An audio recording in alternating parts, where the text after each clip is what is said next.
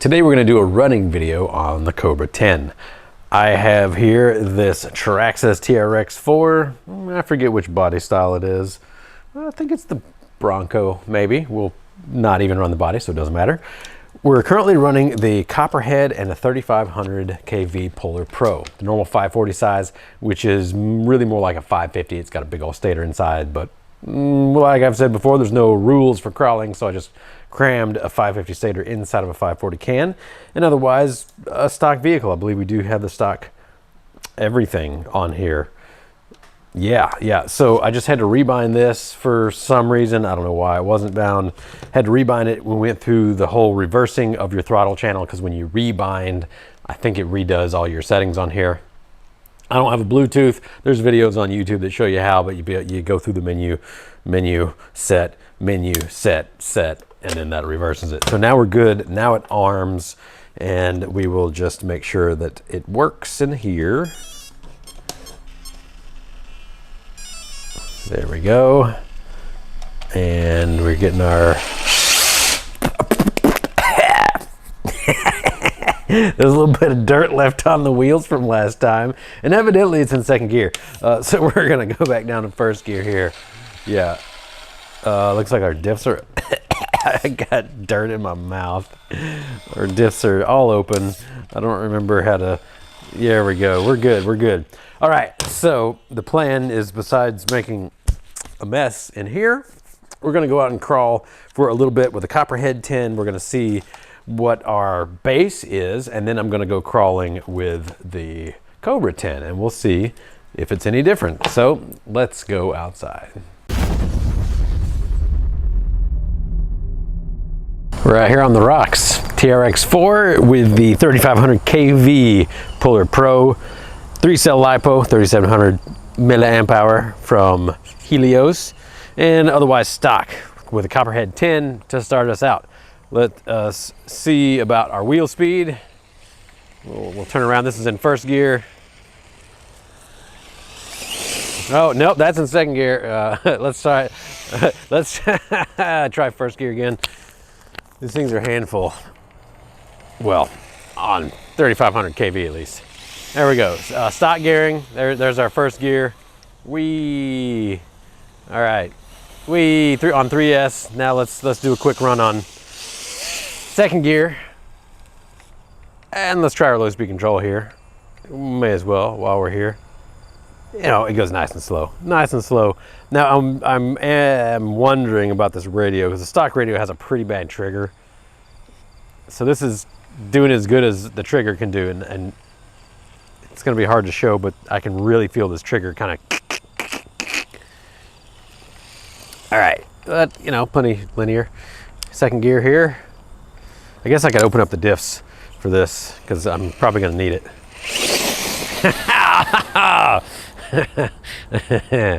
Yeah. So lots of speed on second gear. Lots of speed, and shin hurting wheel speed. All right, we're gonna go back to first gear. I'm gonna try to crawl this thing. So when you have this much gear down with a high kV motor, even if you don't have a velocity loop, there's gonna be a lot of oomph, a lot of torque getting through the rocks, but you gotta have a lot of gear down and a high kV motor to duplicate what a velocity loop does. In second gear, you're gonna get more stalling. It's not gonna be quite the same as getting into the rocks like this, but so far this is as expected. Copperhead 10, nice and smooth, but I don't know if you can hear. There's a whine, and if we were using an outrunner, it'd be really, really loud, to the point to where you could almost not hear me. There we go. Just because this video isn't so much about the Copperhead 10, but I just want to get a reminder, an idea of how it performs, I'm going to go ahead and switch these out. Oh yeah, I got my diffs open, of course. That's why it's not crawling very well. There we go. Yeah, to be expected. Ultra smooth, really good match with that Polar Pro 3500. Really, really good match. So now I'm gonna gonna switch these out. Oh yeah. Special sensor harness on that. I didn't even think to check and see what they use on this. I believe it's the same. And it does have, yeah, okay. We're good. Just making sure here. Should be able to just pull this right out. Maybe not. Maybe I got to pull out the other one first. And then we can pull this out. Yeah, just like that. Boom. But we want to keep this in. Switch. There we go. Don't want to lose that. Keep that for later. All right. A goes into A. B goes into B.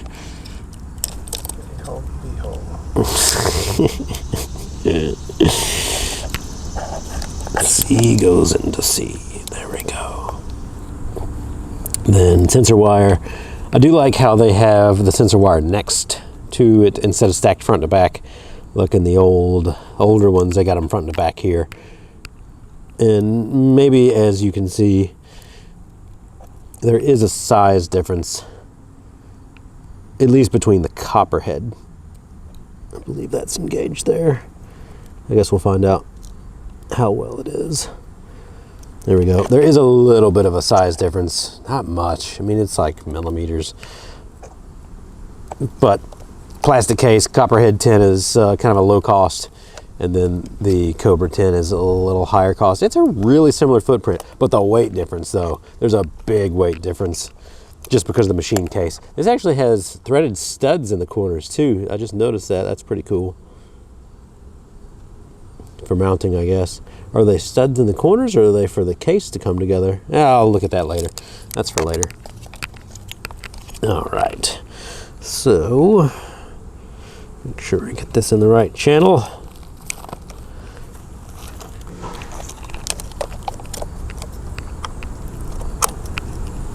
Go. And don't you love my wiring job? All right, I haven't taken the on-off switch off of this yet, so we're armed. Oh, I'm not an old man, Jesus. Hoi. Stock servo, not that fast. Oh man, it's reversed.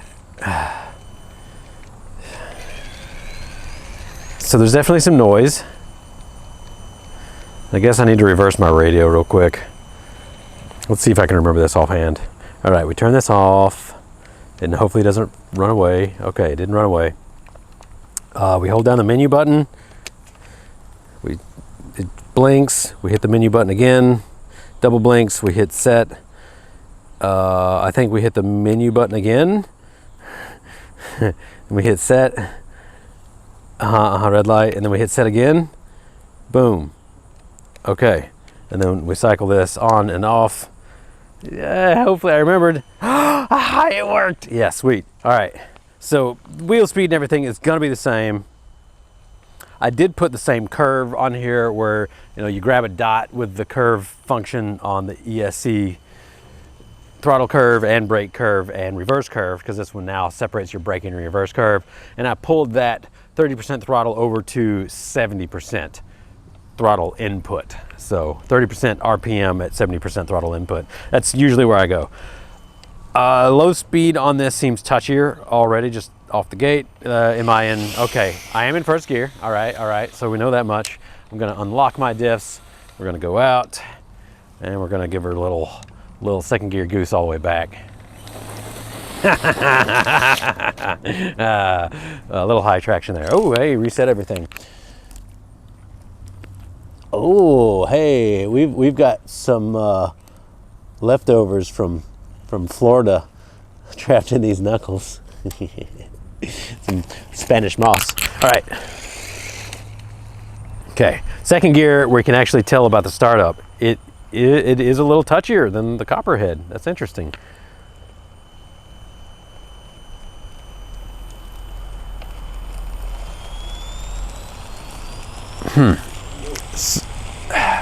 So there seems to be a point to where it's going in between. Maybe you probably can't hear that, I'll get really close. So I'm gonna keep my throttle consistent. Give it a little more. Actually, I didn't even give it more. There's a little more. It's quite a bit faster. Like, you can hear it. It loaded down. And I'll give it just a teeny bit more throttle. It's almost like there's no in between. That's interesting. Now, this being 32-bit, they had to completely redo their algorithm. And is this usable? Well, no, let's go find out. I'm gonna go first gear on the rocks. Seems to be quieter. I don't know if you can tell from there. Now, there's certainly some startup noise. I get really low and you can kind of hear it chugging. But I get back to here. I don't know, we'll have to see if you can hear that. Oh yeah, gotta lock my diffs again. All right, I am not adjusting throttle at all. Ooh, you know, and I could actually set. Oh, no. We want to, I want to use multifunction.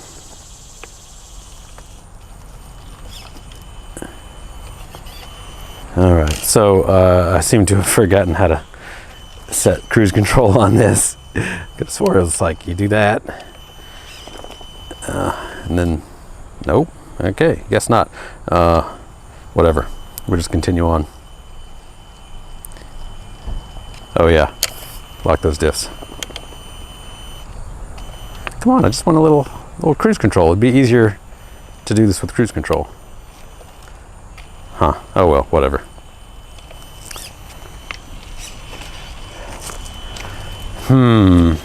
It does seem, at least on low speed, it's just kind of like missing a certain part of the range. Now, the nice thing about ESC like this is easy updates.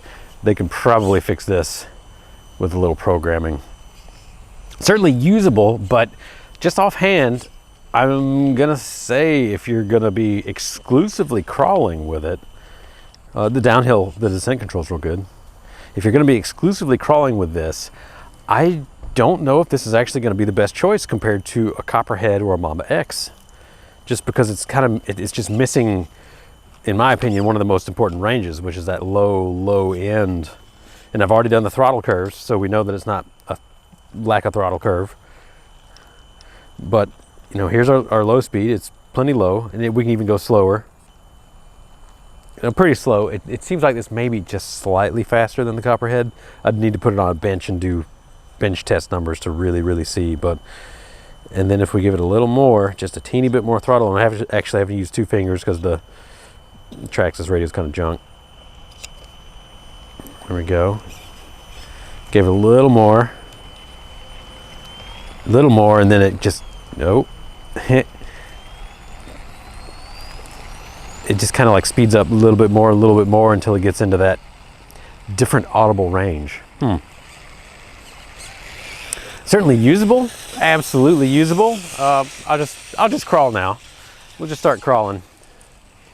Oh, did I unlock the diffs? I thought I locked the diffs. Well, now they're locked. Yeah, so, I mean, certainly usable, certainly usable. I am being very picky when I talk about this, but there is, maybe you just heard that, it's sped up on me. I did not change my throttle at all. So now it's like your normal, you don't have a velocity loop, sort of like loading and unloading, which is totally normal, but it's happening because I'm driving right at that frequency. There's going to be a lot more velocity change than what we would normally see on a system, because it's kind of, what I think they're doing is that they're dithering on startup to give it a better startup, because of the switching frequency. You can only switch a MOSFET gate on and off so fast before you lose, well, you've got to have dead time, and they're switching on time and they're switching off time. And at too high of a frequency, you end up spending all of your time just switching it on and off and waiting for that dead time. So if you reduce the frequency of your switching, then you can actually get Oh, yeah, that was noticeable right there. I did not change my throttle, but the unloading and unloading kind of like, but okay, back to what I was saying. If you reduce your frequency, you can actually get a lower speed of motor because you're not in that period where you're just waiting for all your switching time. All right, I'm not gonna be able to get through there. So, I mean, I can audibly hear that it's starting at a lower frequency and then whee, going high once the RPMs of the motor catch up enough to where it's not in the, we can just call it like a no man's land of switching. But that's also making it jump in between those switching frequencies. It's wanting to be at the higher frequency because it is typically more efficient.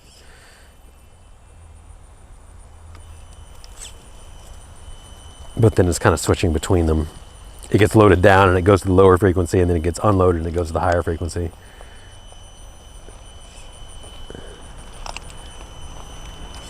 But it's still, honestly, it crawls very well. I'm being extremely picky. I do want to emphasize how picky I am being about this. Now, why is my, oh, it's the rear diff. That must be the shift servo that's broken. Or is the programming on this, because it seems now that I've got a locked rear diff and an open front. Is that what's going on? What is going on with this radio? I don't know. That's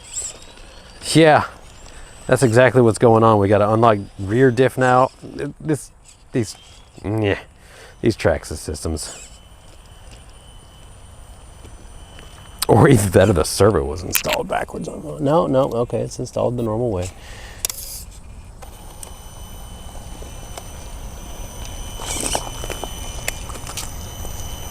All right, we're locked. Okay, now we're all locked. It just wasn't, no, the front is not locked. What is going on? This is not supposed to be part of the video. Okay, front's locked. Rear is unlocked. Ha! What happens if I do this in the middle? All unlocked? Unlocked. Unlocked. Huh. Interesting. Okay, I'll have to figure that out, I guess. Because it's a little hard. Or it may just be a servo that's not engaging proper.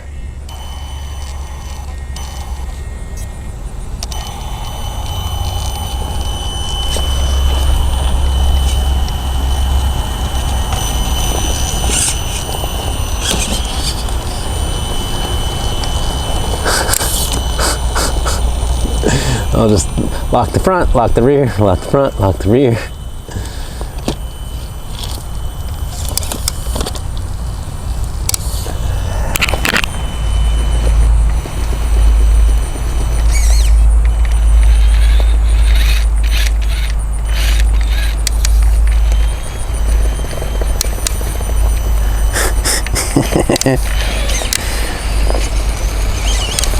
Yeah, she's stuck now. Well, it obviously crawls well enough to get it stuck in some hairy situations. All right, we've been just chugging around at super low RPMs. There's sun on the Cobra 10. It is definitely not any warmer than I would expect, but it's a hunk of an ESC. It also has a fan built into where if it did get really hot, it'd shut off. So as far as a crawling ESC, I'm hesitant to say that this is the best one that Castle has ever released. However, it is generally the quality that we would expect from Castle. So there is that. Oh, get out of here, fly. But I, for the moment, would say that you might want to select a different model if you are exclusively crawling, because of that hitch. And I guess I'm gonna have to figure out what I did. Whatever I did to this rig is not locking and unlocking. It's doing whatever it feels like, I suppose. All right, all unlocked. We're gonna hit a second gear. we're gonna blaze off into the sunset. So final thoughts, I reckon. It's a Castle ESC. It's easily programmable. It looks like it has all sorts of beefiness to it. However, there appears to be a little hitch in the throttle right now. And this is not their beta firmware, but this is their first firmware. I forget 1.2 or whichever one that I updated to. And for crawling, I'm noticing it. So again, if you're going to only be crawling, maybe choose another one right now, or hopefully they'll have a firmware update in the future that will kind of smooth that out. I'm assuming that they could fairly easily, but it may be part of just how they're switching as well, because I can definitely tell it's doing a dithering from a lower frequency up to a higher frequency, and that change, it's wanting to naturally go in between those, and it's not doing a linear ramp up so much as it's wanting to go to that higher frequency anytime that it can, as soon as the commutation is fast enough. So yeah, seems like good ESC, but again, compared to the Copperhead and the Mamba X, there's a little something in the throttle at very low RPMs for crawling only that may be something that you noticed like I did. So there you go. This is the Cobra 10, and for going fast though, I think I think it'd work just fine for general use. Oh yeah, yep. Not a lot of ESCs that can handle this. I hadn't done this for a while. Nope. Oh yeah. All right, we're gonna see what's up with my programming here, because I did something rebinding. Now the diffs aren't locking like they used to, but I could like let's see which one's open now. Front's open. Now we can do like probably some burnouts. Oh, never mind. Wah wah. Well, if you got any comments, leave them down below. Maybe you've got some experience with the Cobra 10 yourself that you could share with other folks in the comments. As always, thanks for tuning in. Have a great day.